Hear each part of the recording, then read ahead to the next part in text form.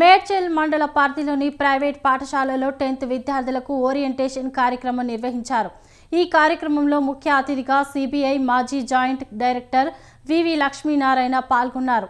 జ్యోతి వెలిగించి విద్యార్థులను ఉద్దేశించి ఆయన మాట్లాడారు. శ్రద్ధగా చదివి పరీక్షలలో ఉత్తీర్ణత సాధించాలని విద్యార్థులకు లక్ష్మీనారాయణ సూచించారు. సెల్ ఫోన్లు, సోషల్ మీడియాకు దూరంగా ఉండాలని చెప్పారు. ఒత్తిడికి గురవ్వకుండా టెక్నిక్తో చదువుకొని చదివిన అంశాలను పుస్తకంలో రాసుకుంటే జ్ఞాపకం ఉంటాయని అన్నారు.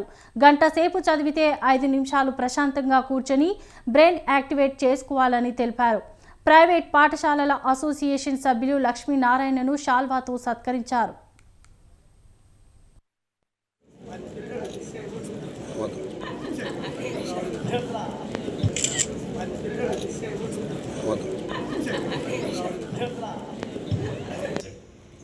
మీరు ఆలోచించండి.